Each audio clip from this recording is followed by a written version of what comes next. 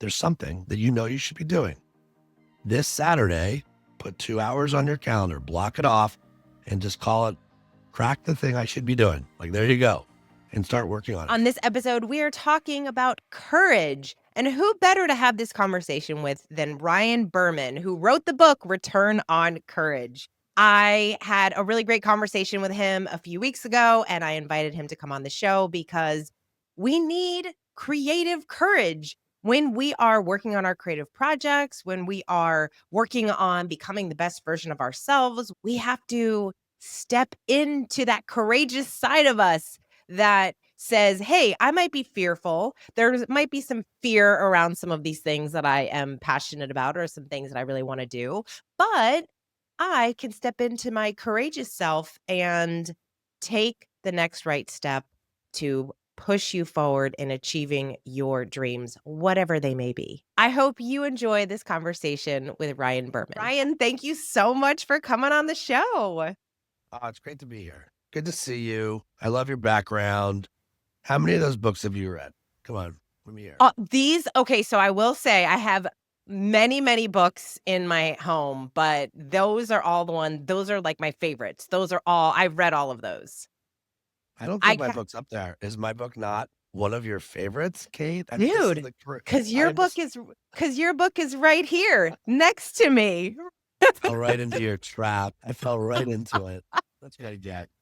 Oh my gosh, I love it. Well, I'm so excited we get to have this conversation. I very much enjoyed our first conversation, and then I thought, "Oh, we gotta have you on the show and talk a little bit about your journey, but your book specifically because it's awesome." And initially when I was thinking about, okay, where do I wanna start with Ryan? 'Cause we can go all these different places. I really thought, why did you write a book about courage? Why this Oh, book? how long is this show? I mean, 'cause if you're gonna ask me that question, then do you want me to answer it in 1 minute, 3 minutes, 5 minutes, right? Because, the shortest answer is, what I thought I was doing was writing a book to position my last business. And, as per my hat, for those of you who are not sports fans, that's a San Diego Padres hat. This is the City Connect hat, which is as they call it. So I live in San Diego. And when I think you think about creativity and you think about San Diego, usually those two don't go together, right? Like I grew up learning from all these crazy madmen in New York City. I think when you think about creativity, you're thinking New York City, you're thinking San Francisco. Creativity can happen anywhere, but I think when you think companies, creative companies, my mind goes after spending 25 years in the creative world, business world, New York, LA, San Francisco, Chicago, now Portland. And so like San Diego, you think about fish tacos, you think about vacationing. And I had moved here in 2004 and started a creative business, creative marketing agency. And it took me from 2004, took me about a decade to get to around 90 people. And we were then what I would deemed stuck in tennis no man's land. Like we were great. We were big for San Diego, but we were small for everyone else. So at the beginning of my journey, before I even knew the love story I was about to have with the word courage, it was a devious way to position a business. And I was going to go around the country and interview all these courageous leaders. And we had landed on courageous ideas are the only ones that matter. And I still believe that to be true. But like once I went on the lap, there were business lessons, there were personal lessons. There was a lot of reflective work that like when I actually looked at the choices that I had made in my life, like it was courageous as a 22-year-old kid who had just graduated college to move to New York City and attempt to live in the city on $700 like a week. Like who does that? Like that might be reckless versus courageous. But like it was courageous of me to move to California when I really knew nobody. I was courageous of me to start a business as a television radio major. Like you start looking back, it was courageous of me. I have a very vivid memory of presenting creative concepts to the greatest showman on earth, the Ringling Brothers. Like literally, I was on a metaphorical unicycle juggling fire. That's what it felt like to Kenneth Feld. Kenneth Feld is the greatest showman on earth. He's the one that kept Ringling Brothers going. And so like you look back at your life and you're like, wow, I've been making all of these courageous moves. Why? Why? What am I really after here? And then you sit with all these amazing, courageous leaders, and the big ahas were one, there's nothing different between them and me except they're going after the things that I want to be going after. Two, oh shoot, I have a 9-year-old and a 12-year-old watching every move I make. And although I didn't have the awareness at the time, those moves I had made were courageous, and I want them to live a courageous life. And then yes, three, the I think courage is a journey word, meaning when you're in the messy middle of life, you kind of need courage. It's like, although the movies tell us that courage is sort of like the cherry on top at the end, really, anytime you're going to do something that scares you a little bit, where fear is, you need courage. And in those messy middle moments, that's where it's like, well, if courage is the journey, then doing something meaningful is the destination. Getting to happiness is the destination. And so that's sort of the irony is that I wrote the book first because I needed the book. When I look back at myself, I was like, wow, I'm the one. And then you realize how much I love the idea of helping others that might be stuck or scared or stale or playing it safe. These are the S's that we always talk about, right? Like unlock a little bit of courage. And this is the liberation moment. Who doesn't want to be in that business? I'm in on that. It's so beautiful, and I love that you say courage is a journey because as you're talking about the beginning of your career, it's almost like you get started and then your courage there's this room of expansion. Your courage gets to expand as you do more things and as you're able to tackle certain fears, and then you have different fears, and then you can tackle those with the skills that you've learned. One of the things that I laughed when I opened up your book and I started digging into it, and I saw that you have these 6 myths of courage, and I was like, "Oh my gosh," because I have the 7 myths that stop people from from pursuing their passions, and I thought, "Oh, that's so funny that you chose these 6 myths." And there's so much there's just there's so many things in this book that I feel like can really help people with this concept of courage because initially I almost feel and doing the work that I get to do with working with a lot of CEOs, working with a lot of leaders, we typically hear our leaders, they're scared to have uncomfortable conversations. They are scared to make decisions. And I always come back to this concept of courage and how we have to have courage in order to do the hard thing. These myths really play into helping people develop the courage that they need in order to achieve the dreams that they want to achieve. So I thought we could go through some of the myths my first question, because I have myths that resonated with me the most, but after you wrote this book and you started getting some feedback from it, was there a specific myth or a part of the book that resonated most with people? I mean, so the book is kind of laid out a little, although I don't share it in the book, it's kind of problem solution, right? Like problem, like you think courage is something it isn't, right? You think it's a solo journey. You think it's leaping out of a plane without a parachute, right? Like you think right? It's reckless. Like when was writing my book, I remember a conversation with my mom, who I love you, mom.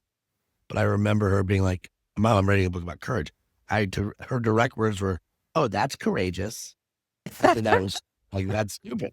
Thank you, Mom, for the support, right? And so I find it interesting when, and I'm a lexiconist, so I love words. And when you look at words and something like leadership's another one I like. I think leadership gets a bad rap.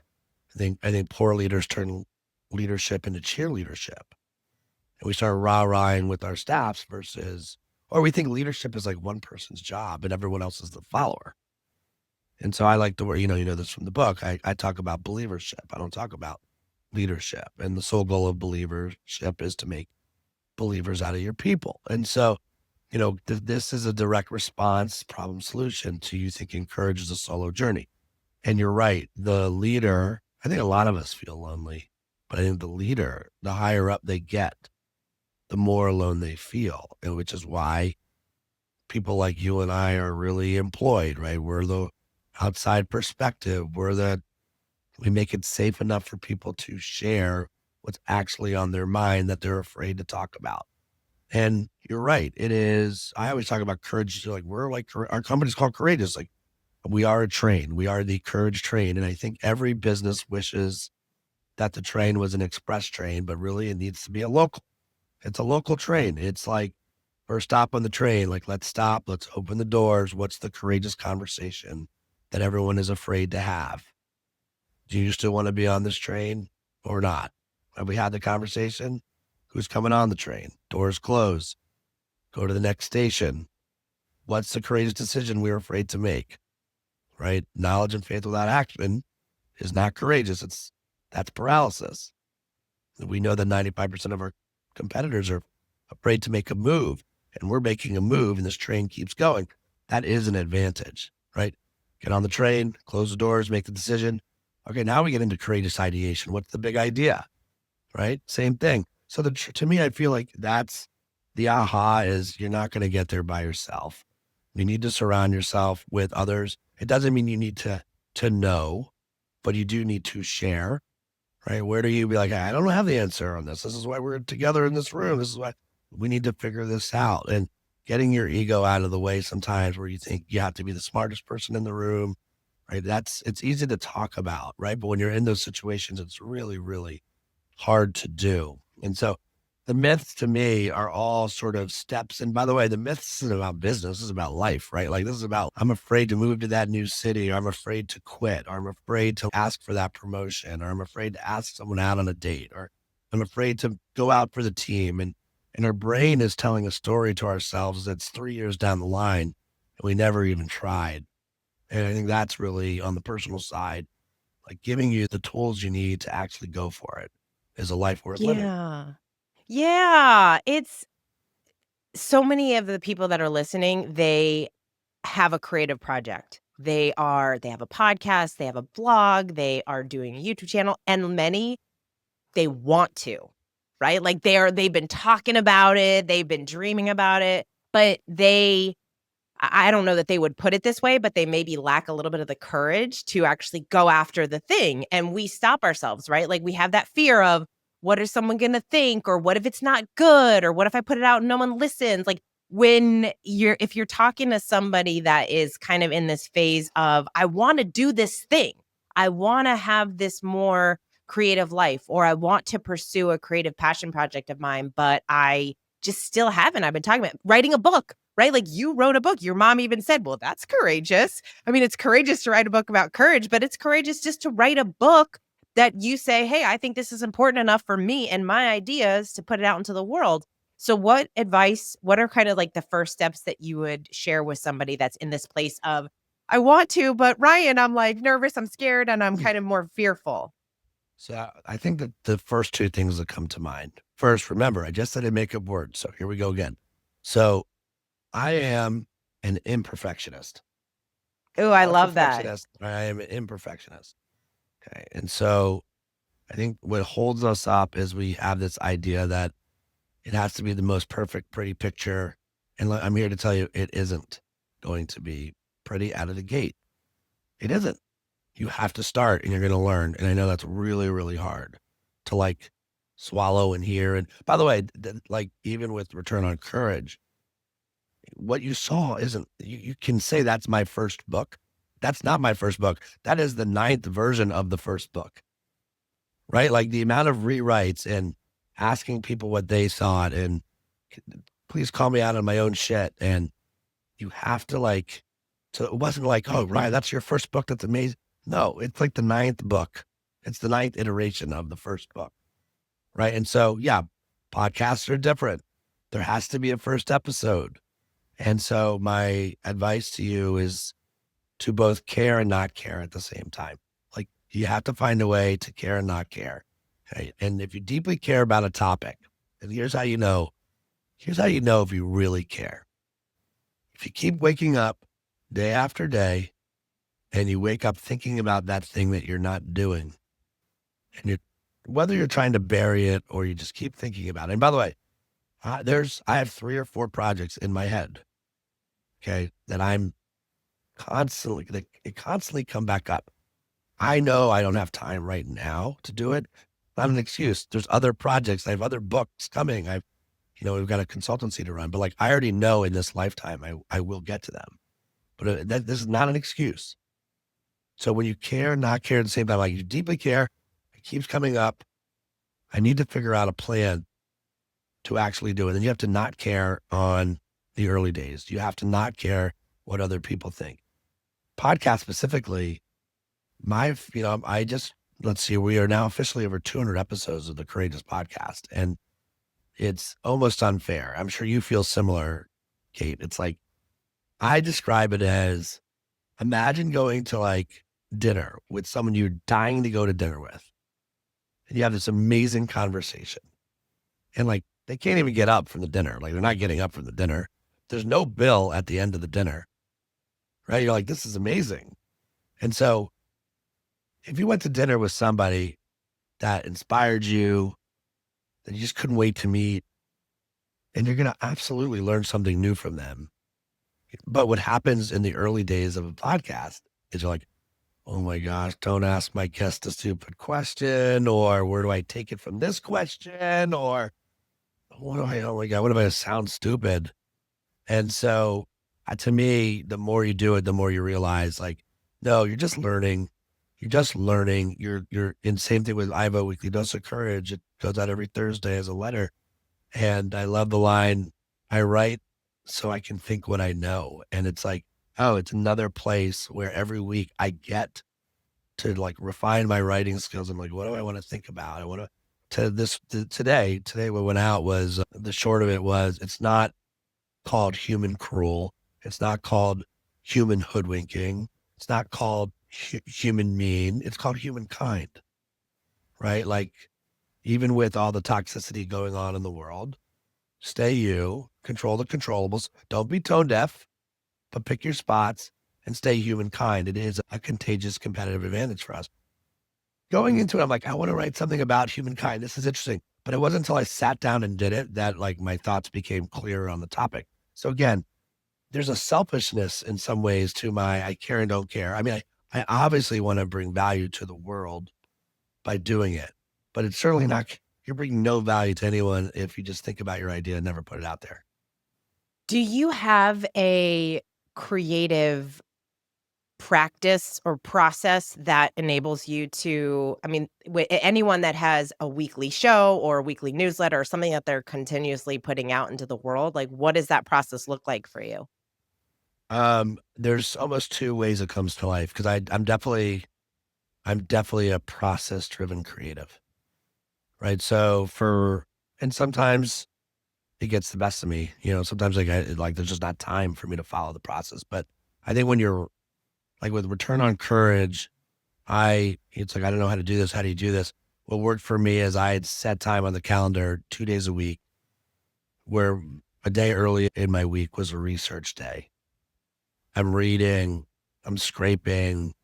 I think even earlier on the early days, it was like, well, what does my voice sound like? Like, who do I want to sound like, right? If I'm like making a cocktail of 6 or 7 other writers, a splash of Adam Grant and a dash of Greg McCown right? Where's Jocko come into this? Jocko Willing, who wrote the book Extreme Ownership, right? And so you're looking for like, well, is that my voice?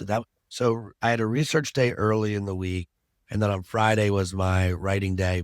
And I did believe that the third place was healthy for me, meaning back then, this was before remote work. I had my office, I had my home. In my third place, there's a Starbucks I went to and I wrote. And there'd be times, honestly, that I would get so lost in it. I'd look up and I was like, oh my gosh, it's 5 p.m. already. I'm like the only one in here at a coffee shop, right? But I liked that process and I put it on my calendar and I blocked off my schedule and I had my research day and I gave myself permission to play and go. And I like that quote. Let me put it in this folder. And then I had my writing day where I tried to make sense of it. And I wasn't trying to write a book at that moment. I was trying to write a point of view. Okay, I love this paragraph. I don't know how it fits, and then you move on to eventually an outline, and then you go from there. I'm like, oh, I think you're like a detective trying to piece it all together. So that's one side. And on the other side is like, I now have built-in time clocks, right? Like I have a community that I do interact with that are expecting me to put out things on certain days, like the podcast or the weekly dose of courage. So I also fully and readily admit that sometimes fear is like my best ally. Like fear is like, oh shoot, tomorrow's Friday. Like I have to put out my LinkedIn post for Friday. It's Thursday. Like this is not, oh, this is fear. This is fear doing what fear does really, really well. And I think you always have a choice when you're confronted by fear. It's very Jedi of us. And the reality of it is there is no courage without fear. If you're not feeling a little bit of, oh my gosh, this is crazy. Like that little voice inside you isn't doing what it's supposed to be doing. You're probably not pushing hard enough. So I also honor my fear. And, we talk about being fear fighters. Like that is really what we do at our company is what is the largest fear that's bubbling beneath the surface that you're afraid to address? Like, let's go attack that fear. Let's be a fear fighter on that. I'm still a human, last I checked. Like I have fears, right? And it's just bringing them out and almost thanking them and then going from there. How do you decide you talked about sharing, like we have to put something out into the world in order to get some feedback to see if it's anything, right? And how do you decide what to share versus what to keep inside and kind of keep working on? Like, how do you make that distinction? I haven't figured that out. I mean, I honestly, like, I'll say, I'll say that almost everything that feels like worth sharing in the courage space, I am sharing, or I'm sharing other voices that you should follow. But with books, like I kind of know, so I have a new book coming out in the end of September that I wrote with Susie Burke, who's a PhD in Rhett Power. And actually Rhett brought the topic, which was about self-talk. And then I brought the story and then Susie brought the science, which was great. And so, okay, I'm not sharing much on that right now, right? But I think what I will say is that self-talk gets in the way of being courageous. Right? To me, they fit together. Self-talk is a self-listening problem. You have to decide how much you want to listen to yourself.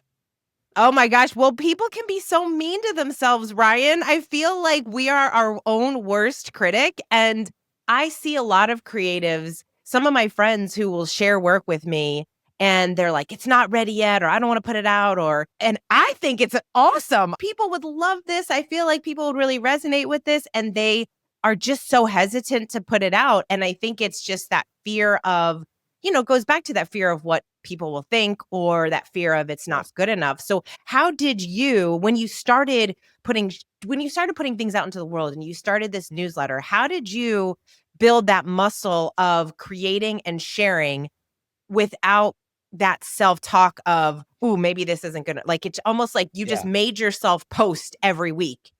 Well, let me ask you this. If you could just help one person, wouldn't you post it? Wouldn't you? Yeah. Okay, Yes. so, and not about me.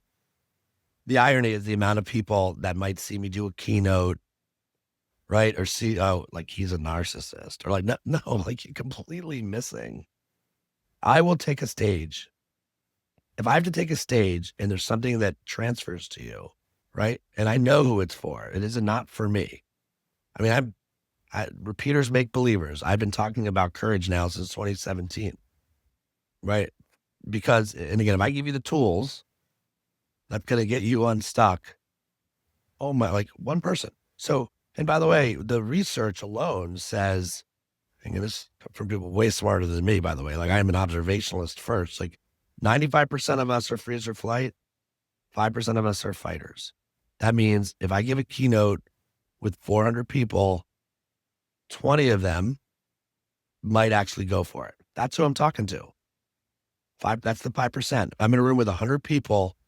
The research says 5 of them have a shot. So to me, it's like if I can get to the 1%, if I can help 3.14 million Americans, 3.4 million Americans over a lifetime, go for it. And then let them do the rest, them start businesses and create jobs. And how awesome would that be? Like, that's a pretty good life worth living. What I think I learned from my background in marketing was that you're supposed to pick a lane and hammer the lane. But I think we in our personal lives, we try to be too wide and try to appease everybody, and we make no choices. So I'm going, it's like, it's not broadcast, it's narrowcast. Like, I'm going to pick a lane and narrowcast to that lane and be like, hey, yes, this is for you, listener. I mean, if you're listening to this podcast, let's call it what it is. You're 25 minutes in, you're still listening. That is a data point that this topic is interesting to you, right? Thank you for sticking around. And now what? Why aren't you doing the thing that you know you should be doing? There's something that you know you should be doing. This Saturday, put 2 hours on your calendar, block it off, and just call it crack the thing I should be doing. Like, there you go, and start working on it. So for me, like, I'm at peace being that person in people's lives where it's like, that could be a little nudge, a little elixir to helping them go after the thing. I'm not telling them the thing they should go after. That's for them. And to your point, Kate, you had mentioned this earlier. I do think, you know, the courage muscle is different for different people, right? Like, some people are bunny slope skiers and some people want the helicopter and are like looking for the triple black diamond. If it's like, as long as you're down to go to the mountain, I'm down to help like that. Let's build the muscle, right? And keep going. So to me, that is a life worth living. And therefore I'm an IV drip of content on courage, and I'm okay with that. You clearly have such a deep belief in your work and in your content that it makes it so much easier to share it.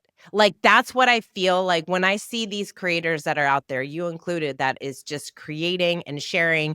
It's this level of confidence that I know this is helping people.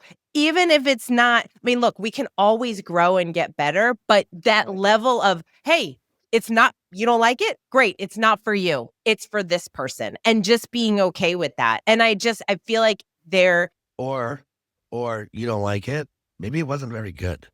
Maybe I missed. so Okay. talk about that. When has that happened for you? I'm sure I know pretty quickly if something has gone above the bar because people will respond to me on emails. Like, I'll get emails from the weekly dose where like, this one really landed. Like, it's the data point for people, right? There's like the above the neck and the below the neck, right? If you stay above the neck, I'm probably not hearing from you, and that's okay. But if it gets below the neck, I'll know right away because I've actually made you hit the reply button and take a minute out of your day.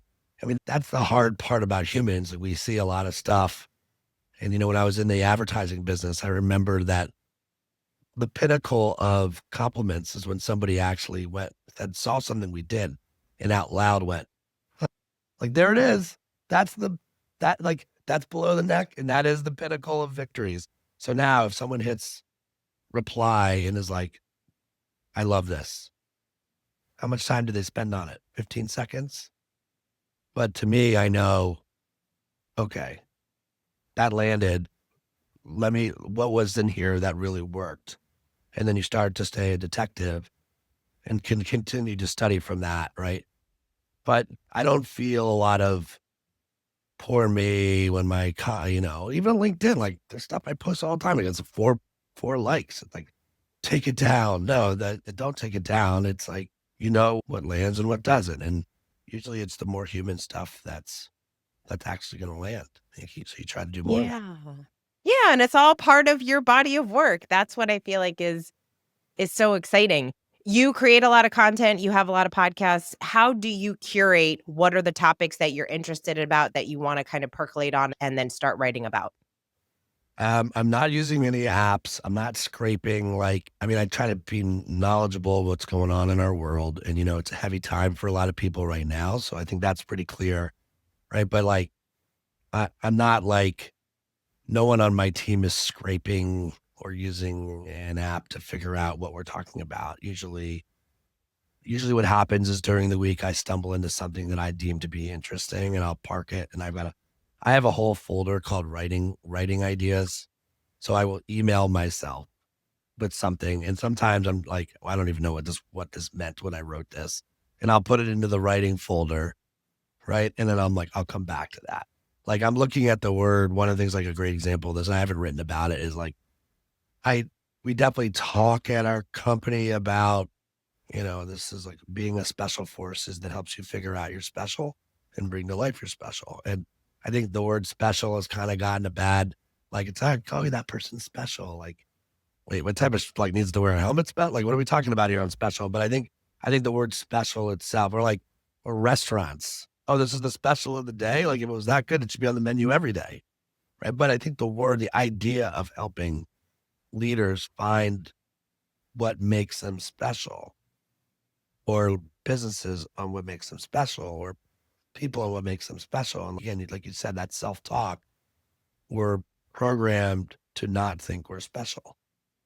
And some of our parents have even told us, you're not special. They're trying to beat that out of you.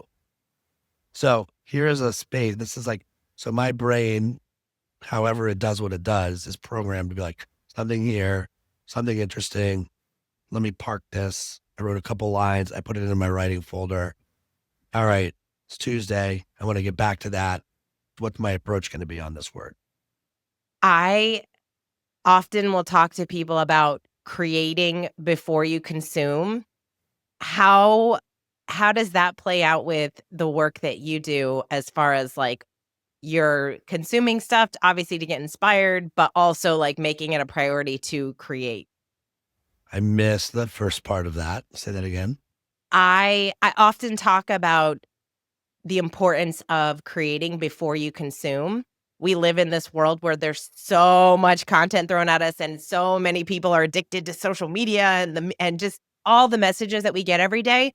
So how do you stay focused on your creation process and not get consumed by so much media and obviously Yeah. different things vying for your attention? Yeah. I think you can look, it's a little chicken egg actually. Like I think sometimes we do need to consume in order to like look at something and decide, is this aligned with my beliefs or not aligned with my beliefs? Right. And so there are times, but I can totally see how a lot of people, it's like quicksand of content and you just get dragged into it and you just lost an hour of your life. Like, wait, where did that go? And again, I'm human too. These things happen to me too. So remember how I said I got to go on this amazing journey and meet with all these amazing people on the book writing process. And I do think when you reach out to someone saying you're writing a book about courage, the people that got really excited and invite you into their lives are courageous, or at least see themselves as courageous.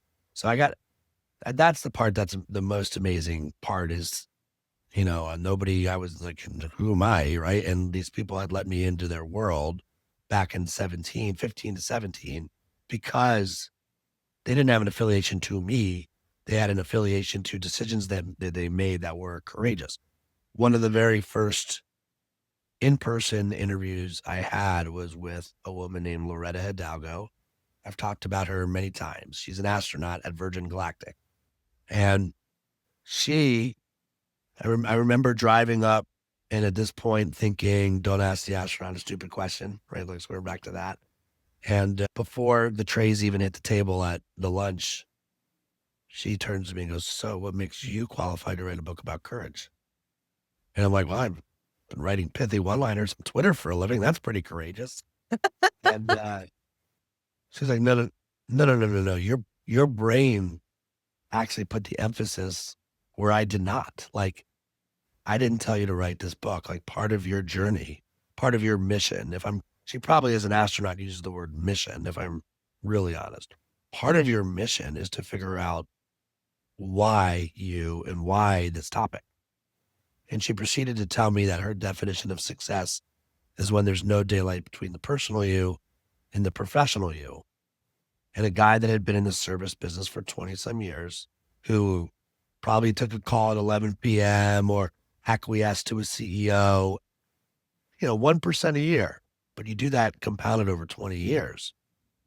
And I could see myself driving back in silence with my knuckles in the tendon tube, realizing this book is way bigger than a business card for a business. Like I said, I wrote the book because I needed the book. The good news is the bad news, Kate. You're always going to get a Ryan Berman story on this stuff. So the other thing that she said to me was it takes you 40 years to figure out who you are and the next 40 to be that person. So to go back to your comment about content, about consuming, I don't have a problem with people consuming anything so long as they have clarity on who they are. Right. It's how I feel about marriage, frankly. Like I got very lucky that I met my wife into my 30s. So she kind of knew who she was. I knew who I was. Sometimes on stage, I'll talk about how Jerry Maguire completely screwed up my generation. Three great Oh, lines in that geez. movie. Three great lines in that movie, right? It's really four, but three great lines that I talk about. One, you had me at hello, which is a very sweet line, right? Show me the money. I like that. We're in on that. And the third line is you complete me. And I don't believe in you complete me. I believe in me complete me. I believe in you compliment me, but I don't believe in you complete me. So it's me complete me. It means I have to do the work on myself. And I think what's happening is that we're looking in all these other places to complete ourselves. And I think the more you compromise, the more compromised you are. So I'm at peace knowing who I am now. And again, it took me writing a book over 1,000 days, right? To like come out the other side. Oh, and the universe decided I would be like 39, by the way, when I started writing the book. It's like, really? Who you are in the next 40 to be that person. So I think that a lot of that was working on my side on why I'm like, wow, I'm getting my PhD on myself, on what I like, on who I want to be, how I want to show up. And then if I can just share some of what I've learned with others, hopefully they'll do the work on themselves. If I asked you, Kate, to rattle off your personal core values, I think there's a better likelihood that you could do it more than other people, but most people can't do it. They can't. I'm like, what do you mean? You're like, to me, optimism is my number one value. Creativity is 2, courage is 3, and excellence is 4. And guess what? Almost everybody I gain energy from, right? You found my stuff on a podcast, right? You're like, yes. Okay. That's because we are aligned on a value or more, right? So that is the trick. That is the trick is like, once you know who you are, then you can start to decide who you spend your time with. Frankly, who you don't spend your time with. Who's the energy drain for you? Okay, maybe you can't do that with a family member. I get it. But like outside of that, it's a choice. It's a choice. Yeah. Oh my gosh, so many great topics in here. And you actually do talk about values in your book.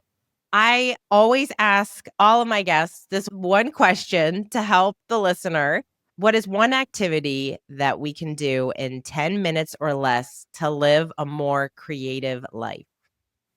I don't think this is going to be like oh, it's the first time I've heard this before. Own your first 10 minutes of the day. Just own 10. Block off 10 minutes on the calendar, and then you can decide if that's a journal entry, if that's a walk, if that's meditation, if that's yoga, I don't love running, but I do something called the fun run. I call it the fun run because I so don't like running that I'm trying to convince myself. Okay. It is a 1 mile run in my neighborhood. Now my son sometimes joins me on it. Oh, That's my time. Right. It's like, oh, like I'm trying to not get sucked into my phone. Right. I'm trying to take those first 10 minutes for myself. And you probably remember that old military general gave a commencement speech about make your bed, start your day with the win. This is that. This is that. This yeah. is that. So I would say take the first 10 for you. It's not being selfish. It's actually setting you up for success for the rest of your day. Yeah, absolutely. And I laughed when you said you wrote the book at 39. It takes 40 years to figure out who you are. You wrote this book to solidify so much of what you already believed and then being able to figure out how to share it in a way that really resonates with a lot of people. It is a beautiful book, so I highly encourage people to check it out. It's just inspiring in a lot of different ways, and it really helps you think about not only being more courageous, but also really get into like your value systems, who you want to be, who you want to spend time with, really evaluating your life differently. You have a lot of questions in there, you have some activities in there. And I think for a lot of people, it's not a book for them, but it's journaling. It's being able to get out their ideas. And not everyone is going to want to write a newsletter or share all their ideas, but being able to take some time to really think through who you want to be and be more intentional about it, that your book really helps with that. And I love this idea of living a more courageous life. So thank you for being courageous enough to write this book around courage and for all the work you do. I think for one of the things I love about all of your work is that you really have decided to take this one idea and almost just put the stake in the ground, like this is your thing that you're sharing. And I find that so many are challenged by picking the one thing and sticking to it, but you've picked it and you've stuck to it. But that doesn't mean that you're not talking about other things that help with people's growth. So there's a lot of directions that you can go with courage.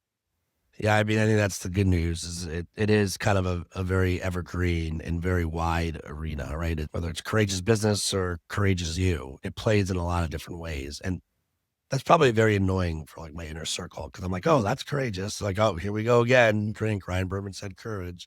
But it's a fact. Again, if I can nudge the right people to stretch, I'm down with that. I'm totally down. Awesome. Well, Ryan, I'm so happy to know you. I'm so happy that I get to be part of your world and we are so like-minded. It's so funny. You talk about courage the way I talk about creativity in my book. So I'm looking forward to continuing to see your journey and what you create, what you share, and what you put out into the world. So thank you for creating. And I know Floridians don't get out to California much and vice versa. But when you find yourself this way, let me know and I'll do the same when I come to you. Absolutely. Looking forward to it. Thank you so much. Thanks, Kate. I hope there was at least one idea that inspires you to step into your courageous self, to push you into doing the work you know you're meant to do. You are courageous. I know we don't always feel like we are. We don't always feel like doing the hard thing we know we need to do. But when we step into that side of us, when we let go of fear and we just have more creative courage in our lives, that's when the good stuff happens. That's really when you become the person you know you're meant to be. Ryan is clearly on a mission to help people be more courageous in their lives, and I hope that you do just that. If you want to learn a little more about Ryan, you can go to ryanberman.com. I also recommend going over to LinkedIn and checking out his newsletter, Weekly Dose of Courage. Thank you so much for being here. I hope you enjoyed this episode, and until next time, go create something.